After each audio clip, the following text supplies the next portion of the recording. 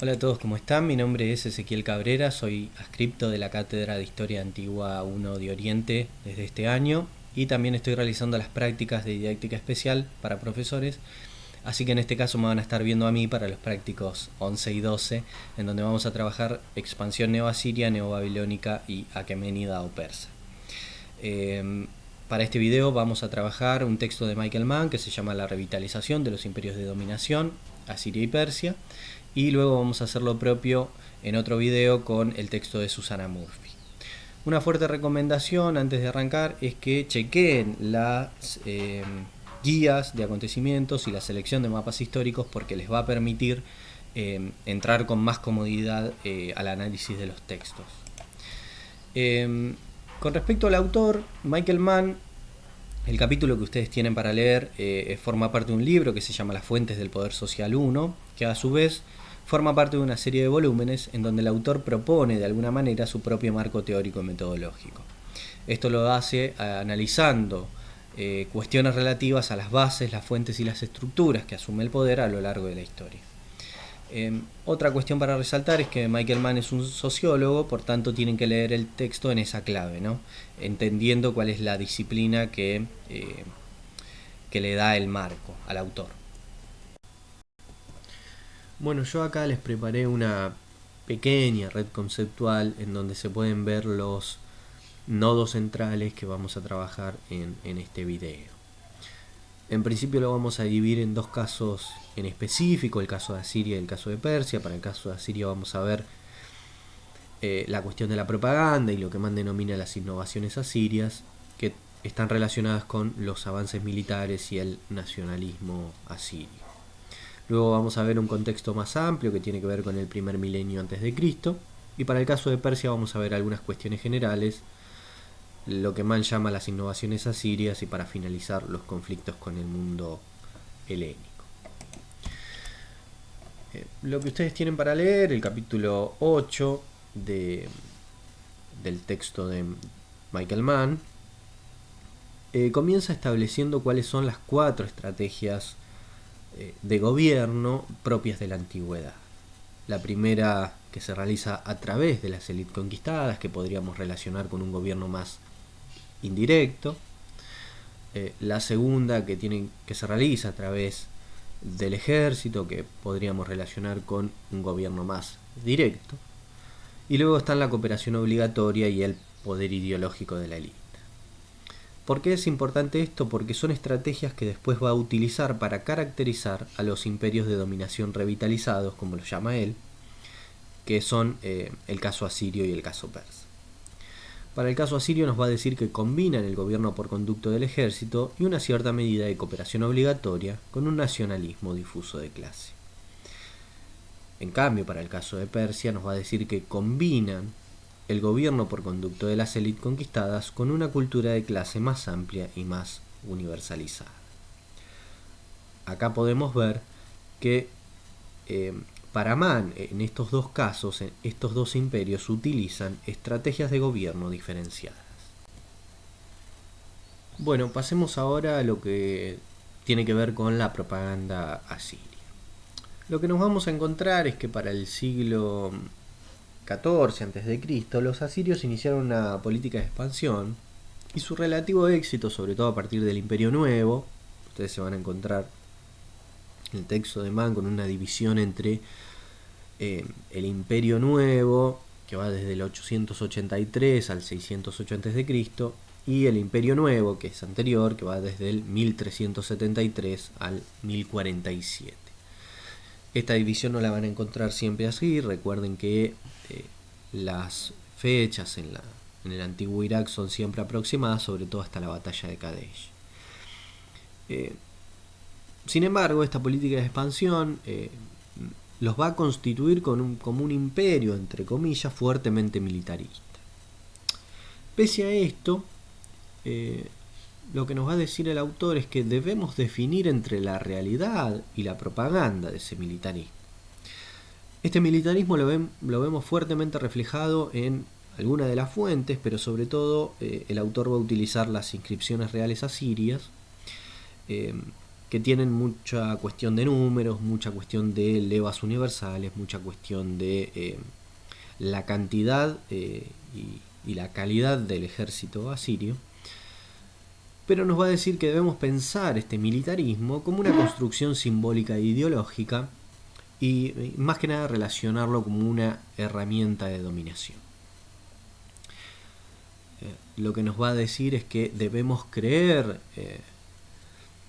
la mitad de lo que nos dicen estas fuentes, porque las realidades logísticas y demográficas de este imperio, de este territorio, van en contraposición a lo que nos plantean las fuentes. Lo que nos encontramos en realidad es una pretensión ideológica que justamente se contrapone a las realidades materiales. ¿Por qué decimos que va en contraposición a las realidades logísticas y demográficas? En principio porque no encontramos en la antigüedad un cuerpo militar estable, y en segundo lugar porque el movimiento de las levas locales generalmente puede tardar algún tiempo, reclutar a los soldados, que muchas veces son los mismos campesinos, lleva mucho tiempo, movilizarlos lleva mucho tiempo, y en general no se hacía si la batalla no era inminente. Bien, yo acá les incluí un mapa que muestra la extensión del imperio asirio durante los siglos noveno hasta el séptimo a.C. Es un mapa que ustedes lo pueden encontrar en la selección de mapas históricos. Yo lo tengo en la página 15, pero sé que digitalizado también está. Y es un mapa que está extraído de un libro de Mario Liberani de los años 90. Lo importante para tener en cuenta en este mapa me parece que son estos dos reinados que luego vamos a retomar con el video de Susana Murphy. Por un lado, el de Tiglat-Pileser III, que va a lograr algunas anexiones importantes en la región de Sirio-Palestina, y luego el reinado de Sargón II, que también va a lograr importantes anexiones, como por ejemplo la de Samaria. Bien, la cuestión del imperio asirio para Man va a estar ligada a un proceso más amplio, a un contexto más amplio, que tiene que ver con el primer milenio antes de Cristo, ya que él considera que en ese momento se dio un paso de identidades particulares a formas de identidades más universales. Esto lo podemos comprobar con algunos factores que él considera que son determinantes. Por ejemplo, una alfabetización más alta para la élite, el crecimiento de un comercio regional fuertemente anclado en una nueva acuñación de monedas probablemente copiada del mundo griego. Esto permitía una mayor acumulación de excedentes. Todas estas cuestiones produjeron, a su vez, identidades más extensas y más difusas. Por eso Mann considera que, sobre todo a partir del Imperio Nuevo, además del fuerte militarismo, podemos comprobar que en la región se dio un desarrollo de un cosmopolitismo regional. Pese a todas estas cuestiones, lo que considera el autor sobre las bases del poder de los asirios es que la rigidez militarista contenía intrínsecamente el germen de su caída. Nos dice que en realidad los asirios van a tener que optar por dos opciones. La primera es por un sincretismo cultural. Ustedes ya vieron en clase que esto no hay pruebas de que esto haya sucedido en el mundo del antiguo Irak. Y la otra opción es combatir hasta morir, lo cual finalmente sucedió, ya que a finales del siglo VII la unión entre medos y babilonios marcaría el fin del poderío asirio. Bien, pasemos ahora al análisis que hace Michael Mann sobre el imperio persa. Nos va a decir que es un imperio de grandes dimensiones, realmente es un imperio muy vasto, con una enorme diversidad ecológica, y por ello requiere una estructura imperial bastante notable, pero que no por ello deja de ser caótica. Un imperio tan vasto, nos va a decir el autor, era imposible mantenerlo unido con los métodos de gobierno inflexibles de los asirios o de los romanos. Vamos a ver que muchas regiones eran incontrolables o de un control muy laxo, muy lábil. En cuanto al control administrativo, quizás ustedes esto ya lo saben, el imperio estaba dividido en satrapías o provincias. Cada satrapía tenía a la cabeza un sátrapa, que podía ser un gobernante local o un noble persa.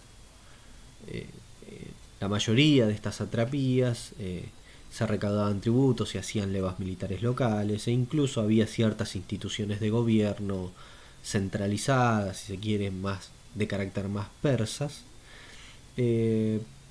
pero que no por ello dejaban de ser bastante autónomas o semiautónomas.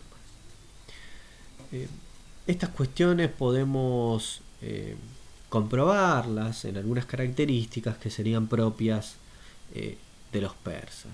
En primer lugar, una especie de tolerancia, ya sea religiosa, lingüística, cultural o comercial, que tenían los persas para con otros pueblos.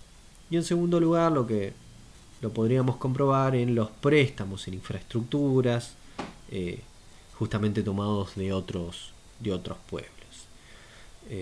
En principio la moneda o el armamento hoplítico copiado o tomado de los griegos, los caminos de los asirios, o la utilización de la flota naval, que es del pueblo fenicio. Justamente por estas cuestiones, Mann nos va a decir que en realidad deberíamos pensar al imperio más como una confederación dispersa de gobernantes y estados clientes bajo la dominación hegemónica del núcleo persa. Bien, lo que yo les incluí acá es un mapa que muestra en primer medida la extensión del imperio persa. Pueden ver que es un imperio muy vasto, que va desde el río Indo hasta el Mediterráneo y desde Egipto hasta el Cáucaso. Es un imperio realmente de grandes extensiones, y también pueden ver en este mapa el control administrativo, la división en provincias o en satrapías. Para finalizar, lo que se va a preguntar Mann es por qué perdieron las guerras el imperio aqueménida en contra del mundo helénico, en contra de los macedonios. Va a postular tres respuestas. La primera tiene que ver con una incapacidad para concentrar su fuerza de combate, tanto como los griegos. Recuerden que los griegos, a la vez de ser soldados, también son ciudadanos. Eso les permitiría contar con un poder intensivo mucho más notable. En segundo término, la debilidad naval. Los persas utilizan la flota fenicia como parte de su ejército. Eso les daría poca cohesión, y algunos avances militares de los macedónicos respecto a la forma de los barcos les permitiría una mayor ventaja. Y la tercera respuesta es la forma que asume el imperio, ya que es una confederación dispersa de gobernantes y estados clientes bajo la dominación hegemónica del poder persa. Es decir, lo que ve Mann es que el imperio persa cuenta con un poder extensivo muy amplio, es decir, controla regiones bastante separadas la una de la otra, es un control de un territorio muy vasto, pero que a su vez tiene un poder intensivo notablemente inferior al mundo helénico.